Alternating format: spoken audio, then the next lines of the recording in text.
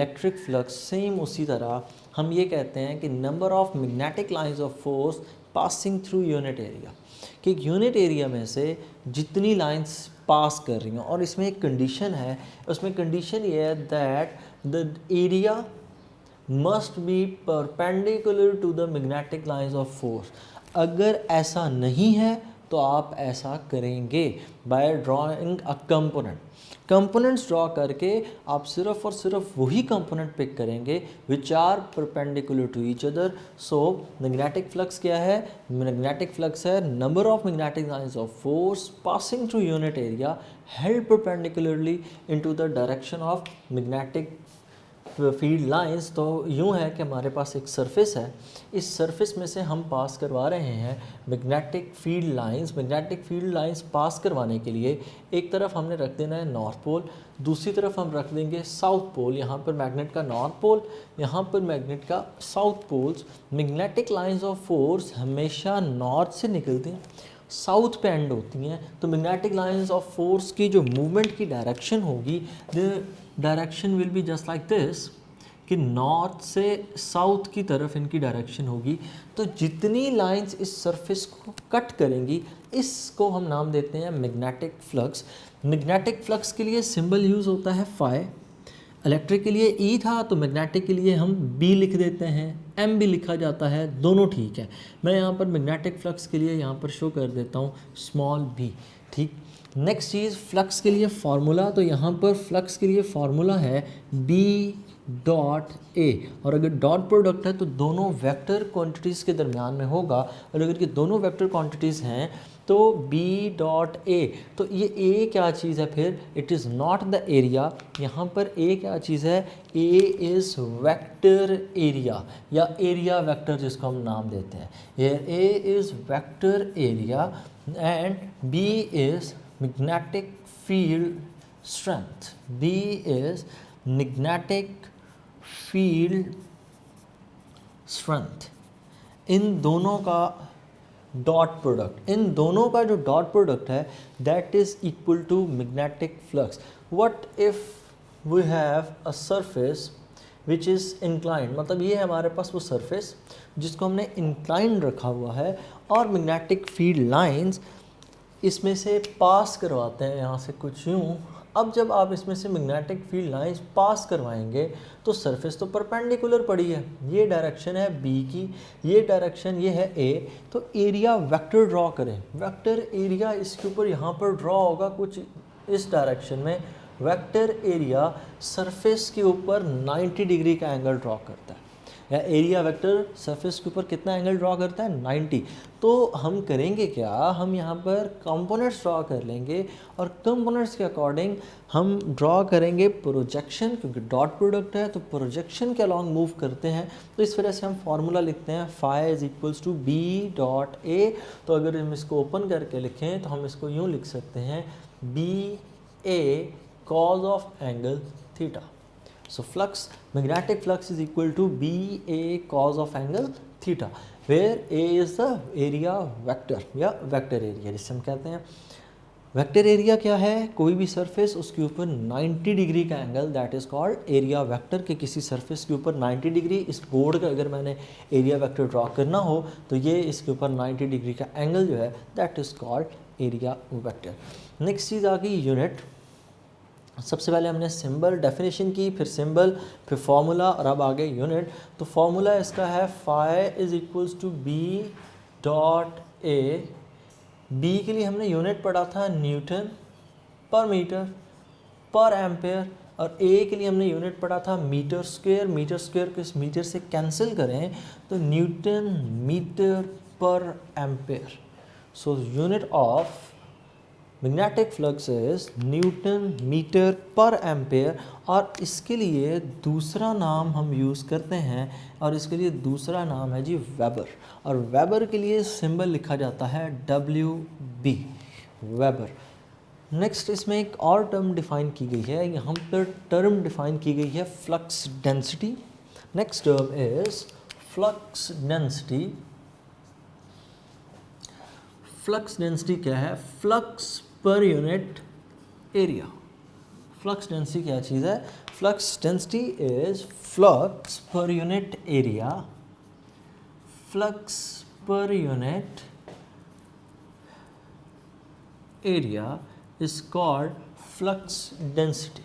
Flux per unit area से मुराद ये है कि हमारे पास एक बहुत बड़ी शीट है सपोज, और इसका काफ़ी एरिया काफ़ी बड़ा है, और इसके हम फ्लक्स फाइंड करें तो वो तो इसका टोटल फ्लक्स होगा। तो फ्लक्स डेंसिटी क्या होगी? इसके यूनिट एरिया का फ्लक्स। यूनिट एरिया कितना होता है? मतलब इसमें से मैं क्या करूँगा, मैं एक पोर्शन सेलेक्ट करूँगा, एक ऐसा पोर्शन जिसकी लेंथ भी 1 मीटर हो, जिसकी विड्थ भी 1 मीटर हो। तो अब ये जो पूरा एरिया हमने ड्रॉ किया, ये पूरे का पूरा एरिया कितना है? That is unit area. और यूनिट एरिया कितना होता है? That is 1 metre square. So 1 metre square. तो फ्लक्स पर यूनिट एरिया का मतलब क्या है? फ्लक्स ऑफ 1 मीटर स्क्वायर के 1 मीटर स्क्वायर का फ्लक्स कितना होगा। अब इसी चीज़ को लिखें तो हम यूँ लिख सकते हैं कि flux density is equal to flux divided by area. ये है flux density. Flux density is equal to flux divided by area. Flux per unit area जिस तरह डिफाइन किया ना, flux per unit area, magnetic flux per unit area. अब फॉर्मूले के बाद नेक्स्ट चीज़ आ गई यूनिट। हमने फ्लक्स का यूनिट निकाला न्यूटन मीटर पर एम्पेयर। तो यूनिट पुट करते हैं for the value of unit we write it as newton metre per ampere divided by area का unit metre square. Metre square को ऊपर सॉल्व करें, so flux density comes out as newton per metre per ampere. Newton per metre per ampere ये तो पुराना unit है, और वो किसका था? बी का। सो बी का और मैग्नेटिक फ्लक्स डेंसिटी का यूनिट सेम होता है। सो फ्लक्स डेंसिटी, इसको मैं फायर डी कह रहा हूँ, ये और बी का यूनिट दोनों का सेम है, और दोनों का unit newton per metre per ampere which is equals to tesla, और टेस्ला के लिए 1T, और एक और भी यूनिट इनके लिए यूज़ होता है, that unit is gauss. So 1 tesla is equals to 10⁻⁻⁴ gauge.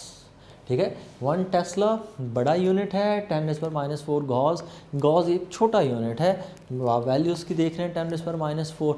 तो अब जो अर्थ का मैग्नेटिक फील्ड है उसकी वैल्यू तकरीबन 1/2 10⁻⁻⁴ गॉज है। ये जो अर्थ का मैग्नेटिक फील्ड स्ट्रेंथ है उसके लिए ये वैल्यू तकरीबन इतनी वैल्यू है, थोड़े बहुत चेंजेस के साथ। नेक्स्ट इसमें यहाँ टॉपिक है जी एम्पेयर्स लॉ। एम्पेयर्स लॉ को हम फिर भी इसको बाद में भी कल डिस्कस करेंगे, आज फिर एक दफ़ा इसका कॉन्सेप्ट सीख लेते हैं। अब अगर हमारे पास सपोज यूँ हो कि हम किसी वायर में से करंट पास करें, तो हमें पता है उसके इर्द गिर्द मैग्नेटिक फील्ड जनरेट होता है। तो इसी तरह की कुछ डायग्राम है कि सपोज़ हमारे पास ये करंट ऑफ वायर है, तो इस वायर में से जब हम करंट पास करते हैं तो इस वायर के इर्द गिर्द प्रोड्यूस होता है magnetic field. So magnetic field अगर मैं इसके इर्द गिर्द ड्रॉ करूँ तो मैग्नेटिक फील्ड कुछ यूँ ड्रॉ होगा, सर्कुलर फॉर्म में ड्रॉ करना है तो मैग्नेटिक फील्ड कुछ यूँ ड्रॉ होगा। अब यूँ डायग्राम बनाई जाए तो इसको एक्सप्लेन करना नामुमकिन है मेरे लिए, तो मैं इसके लिए क्या कर रहा हूँ, मैं थोड़ी सी डायग्राम की ओरिएंटेशन चेंज कर रहा हूँ। और मैं ओरिएंटेशन चेंज करके ये कह रहा हूँ कि ये जो करंट की वायर है ये इस बोर्ड के परपेंडिकुलर है इनटू द प्लेन, और अगर ये इनटू द प्लेन है तो मैं इसके लिए यूज़ करूँगा क्रॉस।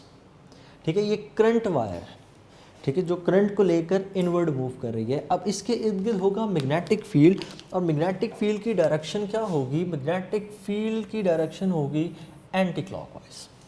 ठीक है, ये current of wire black colour में है जो करंट को लेकर बोर्ड के इनसाइड जा रही, इसके इर्द गिर्द मैग्नेटिक फील्ड होगा, और उस मैग्नेटिक फील्ड की डायरेक्शन क्या होगी जी? क्लॉकवाइज होगी। If you use right hand rule और नट रूल, स्क्रू रूल हमने पढ़ा था कि अगर मैं इसको इनटू द पेपर रोल करूं तो वो नट टाइट होगा, इसका मतलब वो नट मेरे से अवे जा रहा है और उसकी रोटेशन किस तरह होगी, क्लॉकवाइज। और इसी तरह अगर मैं स्क्रू को ओपन करूं तो वो करंट, इसका मतलब बाहर की तरफ आ रहा है। बहरहाल आप राइट हैंड रूल यूज़ कर लें, थंब यहाँ पर रखें और रोटेट करें तो it will be clockwise direction. Next चीज़ इसमें चलें, नेक्स्ट एम्पेयर ने क्या कहा था। एम्पेयर लॉ ये है कि जब आप इस सरफेस का मैग्नेटिक फील्ड स्ट्रेंथ फाइंड करते हैं तो मैग्नेटिक फील्ड स्ट्रेंथ हमारे पास वो इक्वल होती है B is equals to mu naught I over 2 pi R। असल में ये फार्मूला कहाँ से आता है, तो इस फार्मूले के पीछे बेसिक्स हैं हमारे पास। ये फार्मूला कुछ यूँ है कि हमने पढ़ा था B depends upon the current, कि जितना ज़्यादा मैग्नेटिक फील्ड स्ट्रेंथ होगी करंट की वैल्यू उतनी, करंट जितना ज़्यादा होगा मैग्नेटिक फील्ड स्ट्रेंथ उतनी ज़्यादा। B is directly proportional to current. दूसरा, B is inversely proportional to the radius. Radius किस चीज़ का, कि आप वायर से कितना दूर हैं, ये जो रेडियस है दैट इज़ रेडियस R। तो अगर हम इन दोनों को कंबाइन कर दें, it is written as B is directly proportional to I over R। Proportionality का साइन अगर हम ख़त्म कर दें, कांस्टेंट लगाएं, तो यहाँ पर कांस्टेंट लगता है B is equals to mu not over 2 pi. ये है constant, mu not over 2 pi यहाँ पर क्या चीज़ है, कांस्टेंट। सो बाकी फार्मूला कुछ यूँ ही लिखा जाएगा, B is equal to mu naught into I over R। और इसी चीज़ को मैंने मल्टीप्लाई करके क्या लिखा, mu not over 2 pi R। So ये दूसरी बात का, ये जो B inversely proportional to R का मतलब ये है कि अगर आप वायर के करीब होंगे मैग्नेटिक फील्ड स्ट्रेंथ ज़्यादा, जब हम वायर से दूर जाते हैं मैग्नेटिक फील्ड की वैल्यू कम हो जाती है। तो ये जो फार्मूला है that is the formula of ampere. और एम्पेयर ने इस चीज़ को डिफ़ाइन करने के लिए एक नया तरीक़ेकार यूज़ किया। उन्होंने जो सहारा लिया वो इस चीज़ का, उन्होंने कहा कि आप मैग्नेटिक फील्ड को यूं अगर फाइंड करें, it's quite difficult for us to find it. Now we can have a very easier method for this. वो ये कि आप इस पूरे के पूरे पाथ को छोटे छोटे पैचेस में डिवाइड करें। अगर हम इस पूरे के पूरे पाथ को छोटे छोटे पैचेस में डिवाइड करें तो मैं कह देता हूँ कि ये पहला पैच यहाँ से इतना, ये डेल्टा L1 है। इसी तरह अगला पाथ डेल्टा L2, फिर delta L3, delta L4 up to last part जो यहाँ से यहाँ तक बनेगा that will be delta LN। ठीक है, पाथ नंबर 1 2 3 4 बनाते बनाते यहाँ तक वापस डेल्टा LN। तो अगर आप यहाँ पर कैलकुलेशन यूँ करें तो आप इसको लिखते हैं B dot delta L is equals to, अब B डॉट डेल्टा L हमने तो इस पूरी की पूरी सर्कुलर सरफेस का पूरी की पूरी का हमने फाइंड करना है B की वैल्यू। तो उसके लिए फिर हमें क्या करना पड़ेगा, हम ये जो डिनोमिनेटर का फैक्टर है इसको उधर मल्टीप्लाई कर देते हैं। डिनोमिनेटर का फैक्टर ही क्यों मल्टीप्लाई करना, उसकी वजह ये है कि ये एक सर्कल है और सर्कल का जो सर्कमफ्रेंस होता है that is equals to 2 pi R। ठीक हो गया। तो अगर हम इस 2 पाई R फैक्टर को उधर मल्टीप्लाई कर दें, मतलब इस पूरी की पूरी सरफेस के लिए, वैसे तो हमने एक पैचेस के तौर पे चलना था B डॉट डेल्टा L, और इसको अगर मैं ओपन करता तो ये होना था B delta L cause of angle theta, और इसकी वैल्यू आ रही थी म्यू नॉट I। अब आपको पता होना चाहिए why it comes as mu naught I, because हम डेल्टा L को अल्टीमेटली जब हम सारे के सारे पैचेस को कंबाइन करेंगे, क्योंकि एक पैच को करेंगे तो B डॉट डेल्टा L1, अभी मैं अगर एक एक पैच के हिसाब से चलूँ तो ये होगा डेल्टा L1, यहाँ पर 1 पुट हो जाएगा। जब मैं दूसरे पैच के लिए करूँगा तो उसके लिए हम लिख देंगे B dot delta L2, B delta L1 cos theta. Third patch के लिए करें B delta L3, B delta L3 cause of angle theta.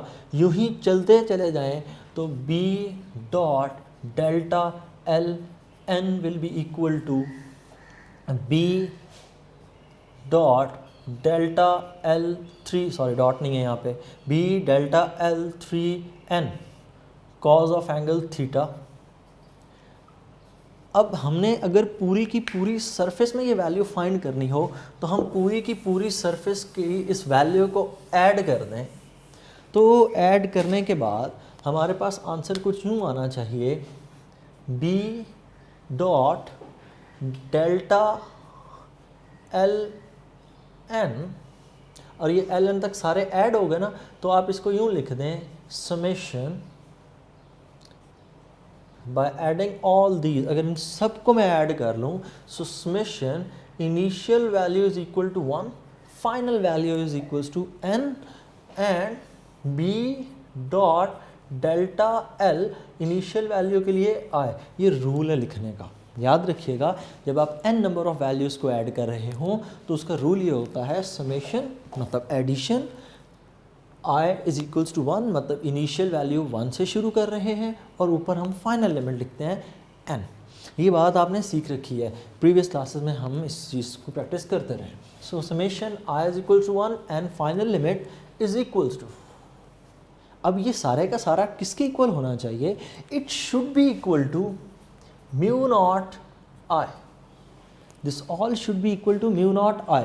क्यों म्यू नॉट आई के इक्वल होना चाहिए? असल में ये है कि जब हम यहाँ पर इस डेल्टा एल तमाम तर पैचेस को ऐड करेंगे, मतलब मैं सिर्फ लेफ्ट हैंड साइड को एक्सट्रैक्ट करूँ तो लेफ्ट हैंड साइड यूँ होगी b इंटू, मतलब मैंने इन सब में से b को कॉमन ले लिया, ब्रैकेट के अंदर क्या रह जाएगा delta L1 plus delta L2 plus delta L3 up to delta Ln।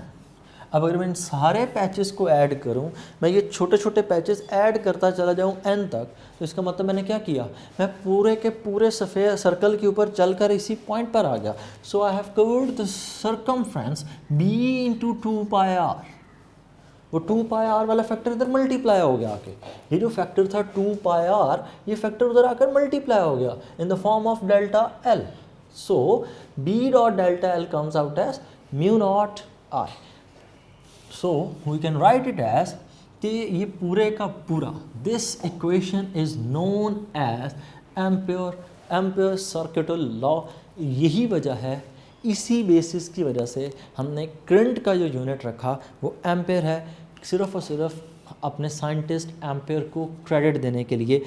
एक मरतबा फिर मैं इसी चीज़ को रिपीट कर दूं, यूँ है कि आपके पास एक वायर है, इस वायर में आपने कंसिडर किया कि करंट फ्लो कर रहा है इनटू द प्लेन, मतलब ये वायर थी करंट लेकर इस डायरेक्शन में मूव कर रही है into the plane. There will be a magnetic field around it and its magnetic field will be in clockwise direction according to right hand rule और the screw tight rule जो है कि screw को जब हम टाइट करेंगे वो screw tight होते वक्त हमारे से अवे मूव करेगा और वो घूम किस तरह रहा होगा, क्लॉकवाइज घूम रहा होगा। तो आप उस तरह से भी डायरेक्शन फाइंड कर सकते हैं। अब हमने इस डिस्टेंस के ऊपर जाकर मैग्नेटिक फील्ड स्ट्रेंथ को कैलकुलेट किया तो हमें पता चलता है कि magnetic field strength is directly proportional to current. Magnetic field strength इस आई के डायरेक्टली प्रोपोर्शनल है and magnetic field strength is inversely proportional to R, कि आप जितना दूर वायर से जाते जाएंगे मैग्नेटिक फील्ड उतना कम हो जाएगा, और करंट जितना ज़्यादा रखेंगे मैग्नेटिक फील्ड उतना स्ट्रॉन्ग, करंट जितना कम होगा मैग्नेटिक फील्ड उतना वीक। अगर हम इन दोनों चीज़ों को इकट्ठा कर लें, कंबाइन कर लें, तो we can write it as B is directly proportional to I over R। So अगर हम इन दोनों को कंबाइन करें, B is directly proportional to I over R, B is equal to mu not over 2π into I over R। Proportionality ख़त्म, constant लग गया, constant mu not है। और इस म्यू नॉट का मतलब क्या है? Here mu naught is permeability of free space, permeability of free space permeability of free space का मतलब ये है कि अगर वायर में से करंट पास कर रहा है ना, तो करंट पास करते वक्त अगर आप बीच में कोई मीडियम रखें तो तब कितनी एबिलिटी, परमिशन, एबिलिटी, ठीक है ना, परमेबिलिटी का वर्ड निकला हुआ है जी परमिशन से, कि उसके पास कितनी एबिलिटी है इफ़ेक्ट करने की। और इस म्यू नॉट की वैल्यू होती है 4 pi into 10⁻⁻7 weber per ampere per metre, ठीक है, 4 pi into 10⁻⁻7 weber per ampere per metre. Next चीज़, अब यहाँ से आगे जहाँ पर आपको मसला होता है, क्योंकि बुक पे ये टॉपिक प्रॉपर नहीं है इसलिए आपको लगता है कि ये बहुत मुश्किल है, तरतीब से फिर से सुन लें। इसके बाद हमने क्या किया, ये बी की वैल्यू थी, ये हमारा कोई फाइनल रिज़ल्ट नहीं है, हमारा फाइनल रिज़ल्ट ये है। हमने इसको सीखना है कि यहाँ तक हम कैसे पहुँचते हैं, क्योंकि बुक पे एक स्टेप ये लिख दिया गया शायद और एक ये लिख दिया गया डायरेक्ट, तो आपको समझा दिया जाता है एम्पेयर सर्किटल लॉ, ऐसा नहीं है। अब हमने किया क्या, इस वायर में से जो करंट पास कर रहा था इसके इर्द गिर्द बना मैग्नेटिक फील्ड, हमने इस मैग्नेटिक फील्ड की एक लाइन को फॉलो किया, एक उसका कॉन्सेंट्रिक सर्कल चूज़ किया और हमने इस सर्कल को छोटे छोटे पैचेस में डिवाइड किया in order to find the whole effect, combine effect. तो जब छोटे छोटे पैचेस में डिवाइड किया तो पहले पैच के लिए हमने लिखा B dot delta L1 is equal to B delta L1 cos theta, दूसरे पैच के लिए लिखा B delta L2 cos theta, and so on करते करते एन तक हमने लिख लिया। अब हमने किया क्या, कंबाइन इफेक्ट निकालने के लिए, तो पूरी की पूरी इस लाइन का इफेक्ट निकालने के लिए हमने सारे को ऐड कर लिया। सारे को ऐड करने के लिए इनिशियल वैल्यू हमारी क्या है 1, फाइनल वैल्यू हमारी क्या है n, इन सबको हमने किया add. Left hand side add कर रहे हैं, लेफ़्ट हैंड साइड से मैंने क्या कॉमन ले लिया, b सब में कॉमन है, कॉमन ले लिया, delta L1 plus delta L2 plus delta L3 up to delta Ln, ये सारे के सारे ऐड हो गए। अगर मैं इन सारे पैचेस को ऐड करता चला जाऊँ इसका मतलब मैं यहाँ तक वापस पहुँच जाऊँगा अपनी इनिशियल स्टेट पे। तो अगर मैं इनिशियल स्टेट पे वापस आ गया तो मेरा ट्रैवल डिस्टेंस कितना है, my travel distance must be equal to circumference and the circumference is 2 pi r। So मेरा जो पूरे का पूरा पाथ ट्रैवल हो गया दैट इज़ 2 पाई r।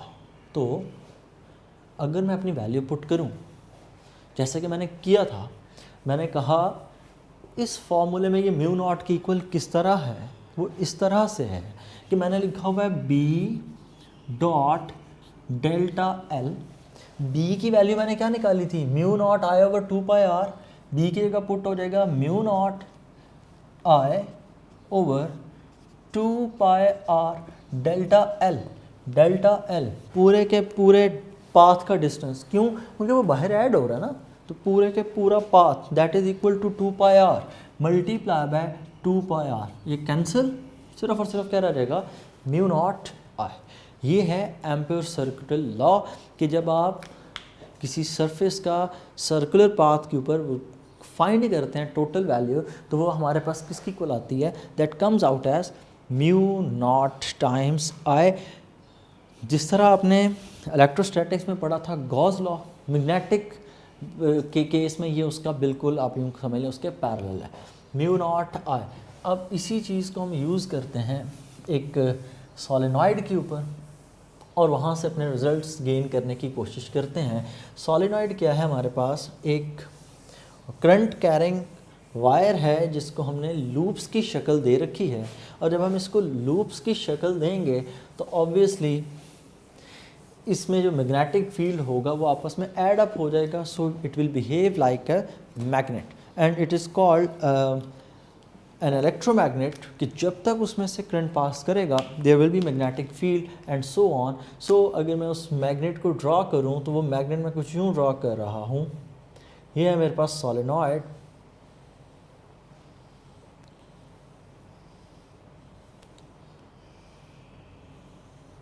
और इस सोलेनॉइड को हमने प्रोवाइड कर रखा है करंट, और इसको करंट प्रोवाइड करके इसको हमने कन्वर्ट कर दिया है इन एन इलेक्ट्रोमैग्नेट, कि जब तक करंट है इसमें के इर्द मैग्नेटिक फील्ड होगा, और आपने इसको इतनी क्लोजली करना है कि यहाँ पर कोई आपको एज सच स्पेसिंग ना मिले, करंट ट्रैवल किस तरह कर रहा है? करंट ट्रैवल करवाने के लिए मैंने इन टर्मिनल्स को कनेक्ट कर रखा है बैटरी के साथ, और यहाँ पर बैटरी का पॉजिटिव टर्मिनल है, यहाँ पर बैटरी का negative. So current will flow from positive to negative. Current यहाँ से ट्रैवल करेगा और ट्रैवल करता हुआ यहाँ से वापस। अब यहाँ पर करंट कैसे ट्रैवल करेगा? यहाँ पर करंट की डायरेक्शन अपवर्ड, यहाँ पर डाउनवर्ड, क्योंकि करंट ने यूँ जाकर यूँ वापस आना है। फिर यहाँ से अपवर्ड, यहाँ से डाउनवर्ड, अपवर्ड डाउनवर्ड, यहाँ पर भी अपवर्ड, यहाँ पर अपवर्ड, और ये डाउनवर्ड। ओके, करंट सर्कल में चल रहा है। अब जहाँ से करंट मेरे से अवे हो रहा है वहाँ पर मैं प्लेस कर रहा हूँ डॉट। यहाँ पर करंट मेरे से अवे रहेगा, मैंने डॉट लगा दिया। क्यों? क्योंकि यहाँ से करंट ने जाना है आगे, उसने बोर्ड के अंदर से होकर फिर वापस आना। यहाँ से जब आएगा तो बाहर आ रहा है, यहाँ पर मैं प्लेस करूँगा क्रॉस, यहाँ पे डॉट, यहाँ पे क्रॉस, फिर डॉट, क्रॉस, यहाँ पे डॉट, यहाँ पे डॉट, और ये क्रॉस और इधर क्रॉस। अब हमने मैग्नेटिक करंट की डायरेक्शन लगा ली। उसके बाद नॉर्थ पोल अगर आपने बताना हो तो ऑब्वियसली नॉर्थ पोल यहाँ पर होगा। We have no doubt in that according to right hand rule of the solenoid. आप इसको ग्रैस्प करें अपनी कर्लिंग फिंगर्स के साथ। Thumb will be in the direction of north pole, understood है यहाँ पर साउथ पोल होगा।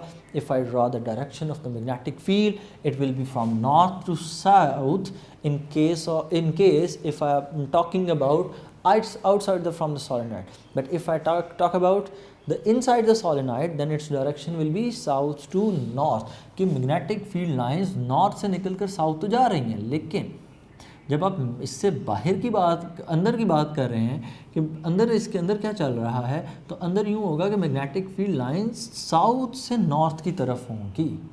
ठीक है, तो इसी तरह यहाँ पर लोअर हेमिस्फीयर भी इसी तरह का बनेगा, और यूँ इस डायग्राम को हम कंप्लीट करेंगे। सो ये हो गया सोलेनॉइड का इंट्रोडक्शन। अब सोलेनॉइड के अंदर हमने एक रखा है ऑब्जेक्ट। अब उस ऑब्जेक्ट को रखते वक्त इस डायग्राम नहीं, मैं इसकी एक वर्चुअल डायग्राम ड्रॉ कर लेता हूँ, वहाँ से हम इसको एक्सप्लेन कर देते हैं कि ये हमारे पास ऊपर आ गया डॉट, ये सोलेनॉइड की अपर सरफेस है, और ये सोलेनॉइड की लोअर बाउंड्री है, और यहाँ पर हमने लगा दी है क्रॉस। एम्पेयर सर्किटल लॉ ही यूज़ होना है, तो इसके ऊपर हमने एक ऑब्जेक्ट रखा कुछ यूँ, और हमने इसके ऊपर वैल्यू फाइंड करनी है कि किस तरह, जिस तरह हमने किया था गॉस लॉ के थर्ड एप्लीकेशन में, बिल्कुल वैसे कि यहाँ पर एप्लीकेशन।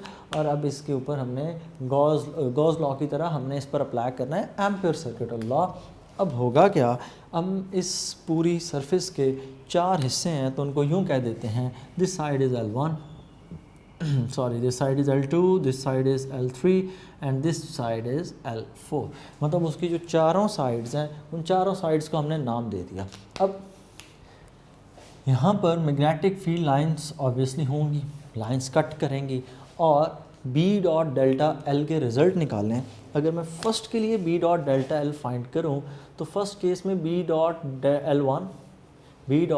L1, दूसरे केस में होगा B dot L2, third case में होगा B डॉट L3, और फोर्थ केस में होगा B डॉट L4। इन चारों को कैलकुलेट करें और इसके बाद इन चारों को आप आपस में ऐड कर लेंगे। B dot L1 it will be equal to B L1 cos of angle theta. अब कॉज ऑफ एंगल थीटा देखें L1 के केस में, तो L1 के केस में यूँ होगा, डॉट प्रोडक्ट है ना, तो डॉट प्रोडक्ट 90 डिग्री का केस, यहाँ पर मैग्नेट लाइंस की डायरेक्शन ऊपर से नीचे की तरफ, जबकि इस सरफेस की जो एक्सटेंशन है वो कुछ यूँ है, तो यहाँ पर एंगल कितना बनता है 90 डिग्री। डॉट से क्रॉस की तरफ आपने आना है ना, तो यहाँ पर एंगल कितना आ गया 90 डिग्री। जब मैं कॉस 90 पुट करता हूँ तो B डॉट डेल्टा L1 के लिए मेरे पास जो आंसर आता है that answer will be equal to, sorry यहाँ पर जब आपने पुट करना है B डॉट डेल्टा L1, तो B डॉट डेल्टा L1 ये अब सरफेस के अंदर है, और दूसरा यहाँ पर हमने डॉट प्रोडक्ट एरिया वेक्टर के हिसाब से लेकर चलना होता है, तो वो दोनों की डायरेक्शन क्या आएगी पैरेलल, दोनों की डायरेक्शन क्या आएगी पैरेलल। तो जब पैरेलल होगी तो कॉस कितना पुट होगा 0, सॉरी फॉर दिस, तो यहाँ पर आंसर आएगा BL1। दूसरे केस में चलें तो दूसरे केस के अंदर BL2, तो यहाँ पर BL2 ये सरफेस और ये सरफेस, यहाँ पर एरिया वेक्टर ड्रॉ करें तो यूँ बनेगा L3 के लिए, L2 के लिए करें तो कुछ यूँ बनेगा। मैग्नेटिक फील्ड की लाइंस की एक्सटेंशन यहाँ से डाउनवर्ड, दोनों के दरमियान में एंगल 90 डिग्री। तो यहाँ पर जब आप पुट करेंगे BL2 कॉज ऑफ 90 डिग्री, और 3 के लिए भी यही होगा BL2 cos of 90 degree. So it will be equal to 0, both will be equal to 0। L2 और L3 दोनों 0 हो गए। क्यों 0 हो गए? क्योंकि दोनों का एरिया वेक्टर और B के दरमियान में एंगल 90 डिग्री है। BL4 वो तो होगा ही 0, क्योंकि it is outside from the field, वो फील्ड से ही बाहर है, वो तो सॉलिनॉइड के अंदर ही नहीं पूरा आ रहा है। जब वो सरफेस ही सॉलिनॉइड के अंदर नहीं है तो वो कैंसिल आउट हो गई। मतलब यहाँ पर भी वही कंडीशन है, that surface must be, the current must be inside that, कि करंट उस सरफेस के अंदर होना चाहिए। नेक्स्ट, अब आगे ये सरफेस, सिर्फ और सिर्फ इस सरफेस की वजह से हमें वैल्यू फाइंड करनी है। तो इस सरफेस के अंदर जो वैल्यू होगी, that value should be equal to mu naught times of current, क्योंकि अगर हम इन चारों को ऐड करें तो चारों को ऐड करके हम यूँ लिख सकते हैं sigma I is equals to 1। अब मैक्सिमम वैल्यू कितनी है? 4। मैक्सिमम वैल्यू कितनी है जी? 4। तो यहाँ पर जब हम कैलकुलेट करेंगे तो हम इसको लिखेंगे B.L1 is equals to BL1, और हमने पढ़ा था B इंटू L1 ये किसकी इक्वल होता है? That is equal to mu naught I। तो यहाँ पर हम लिख देंगे mu naught I, mu naught times total current, mu naught into total current, ये हो गया इनका सम। नेक्स्ट, अब यहाँ पर हमने ड्रॉ की थी लूप्स। अब एक लूप है, 2 लूप्स हैं, 3 हैं, 4 हैं, तो यूँ तो बहुत बड़ी वैल्यू हो जाएगी। तो हमें इस बात का मतलब अब ये है कि जब हमने एम्पेयर लॉ पढ़ा तो हमने एक ही वायर की बात की थी। अब जाहिर बात है जब 2 वायर्स आ गए, 2 डॉट्स इकट्ठे आ गए या 2 क्रॉस इकट्ठे आ गए, तो इस केस में क्या होगा? इस केस में इनकी वैल्यू आपस में ऐड अप होगी। कहने का मतलब ये कि ये डॉट इसमें एडिशन करेगा, ये इसमें एडिशन करेगा, तो यूँ वैल्यू हमारी बढ़ती चली जाएगी। और कितनी बढ़ जाएगी? ये तो n टाइम्स हो जाएगी। तो n टाइम्स तो टोटल नंबर ऑफ टर्न्स, यहाँ पर मैं कह देता हूँ टोटल नंबर ऑफ टर्न्स, ये जो सॉलिनॉइड के टर्न्स हैं, total number of turns that is equals to total number of turns, ये इक्वल होंगे जी कैपिटल N। ठीक है, और हम जिस चीज़ में इंटरेस्टेड हैं, हम इंटरेस्टेड हैं फाइंड करने में कि total number of turns per unit length. जो number of turns per unit length हैं, number of turns per unit length, इनको हमारी बुक पे नाम दिया जाता है number of turns per unit length. Per unit length का मतलब ये है कि 1 मीटर के अंदर, 1 मीटर लेंथ के अंदर कितने टर्न्स हैं, तो इस चीज़ को हम नाम देते हैं n का, number of turns per unit length. और ये किसकी इक्वल होता है? n/L। तो एक स्पेसिफिक यूनिट के अकॉर्डिंग चलने के लिए हम यूज़ करते हैं number of turns per unit length. तो इस चीज़ को जब हम लिखेंगे तो हम इस चीज़ को यूँ लिखते हैं mu naught times total current, mu naught NI। कैसे? वो यूँ कि Li से कैंसिल, Li को Li से आपने कैंसिल कर देना है। तो इधर जो समेशन है वो हमें पता है वो किसकी इक्वल होता है? Mu naught times total current. और जब नंबर ऑफ लूप्स आ जाएंगे तो हम B को लिखेंगे B will be equal to mu naught N/L into I। ठीक है, B is equals to mu naught N into I/L, number of N/L, यहाँ पर N capital, number of turns per unit length. और अगर number of turns per unit length को हम simple way में लिखें तो हम कह सकते हैं B is equal to mu naught NI। ठीक है, हमने सिंपल n क्यों नहीं यूज़ किया टोटल नंबर ऑफ टर्न्स? वो इसलिए कि हर वायर में टर्न्स की तादाद एक जैसी नहीं होती। तो एक जैसा पैरामीटर रखने के लिए, एक जैसी कैलकुलेशंस करने के लिए हम फिर उसके लिए यूज़ करते हैं B is equal to mu naught NI, small n मतलब number of turns per unit length. तो ये था हमारा टॉपिक एम्पेयर्स लॉ और साथ उसकी एप्लीकेशन। अल्लाह हाफ़िज़।